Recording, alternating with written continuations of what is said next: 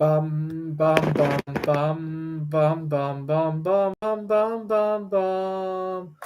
The Peter Dislike Show. Bum bum bum bum bum bum bum. So unfortunately, my mouth sore got even worse today, and see if we can see it on the camera, and it hurts both physically and also metaphorically. And the reason it hurts is because I know it doesn't sound very obvious to anybody who's listening who doesn't currently suffer any sort of discomfort like that.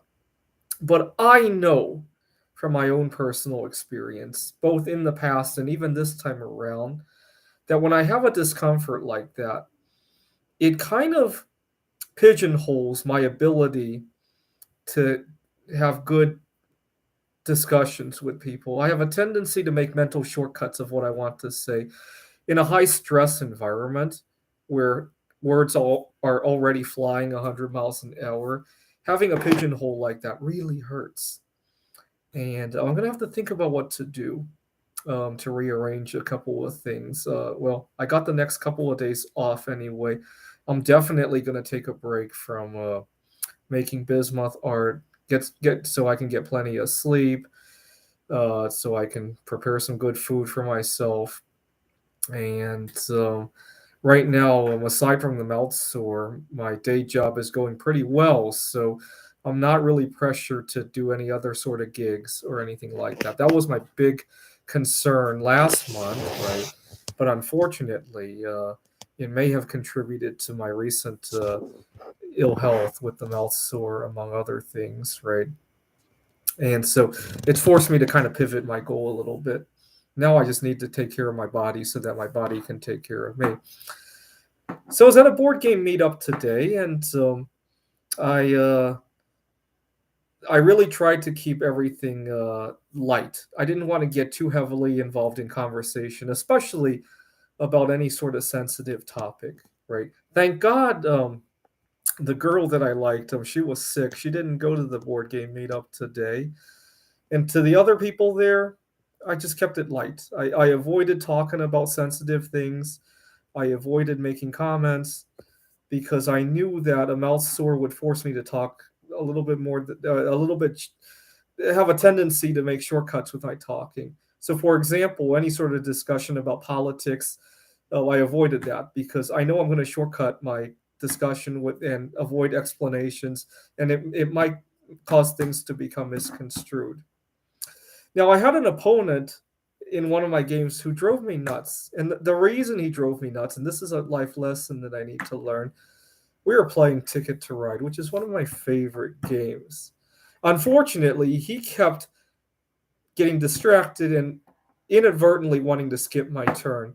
And that's annoying in its own right because you have an opponent who's eager to play and it forces you to think fast and you tend to make a lot of blunders, right? And I forced myself to not let the fact that he wanted to skip my turn bother me. I just say, no, it's not your turn yet. And I still allowed myself to think the 30 or 60 seconds that I needed to think. That's how I need to handle it in real life. When I'm talking to my boss and she's trying to force the hand somehow, or right now I'm living in an Airbnb and I might talk to the owner about a potential longer term lease. I'm not going to let him try to drag the. In fact, I was just thinking when my landlord comes over on, I think it was Wednesday that he wanted to come over. I'm going to hide, not necessarily hide, but take my art gear, put it into my car so he doesn't see how much stuff I have. For two reasons. Number one, security. I mean, I don't need the landlord seeing how much metal I have. None of the metal is really worth all that much, but you get somebody with the wrong idea. It's a security hazard, if you will. And number two, I want him to think that I'm mobile, that I could easily jump in my car and drive to another Airbnb in a moment's notice, because that will put leverage on my side of the table. And just like how my opponent was trying to play out a turn, I need to make it look like I could move out of here out of turn, right? I was thinking about that. And so, and then I had another opponent, It was his first time playing the version of Ticket to Ride we were playing. And usually when I play my first game of whatever, I'm not all that competitive. I just want to learn the rules and all that. But he insisted on knowing every little detail about how you scored. He wanted to win that very first game. And I got so annoyed with him that I kind of just let him win, and it made me think that might be a good attitude when you're negotiating business, right? Not so much at a board game meetup.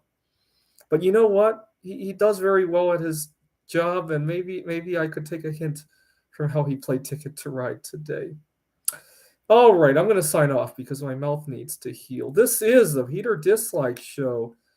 Bum bum bum bum bum bum bum bum bum bum bum bum. The Peter Dislike Show. Bum bum bum bum bum bum bum.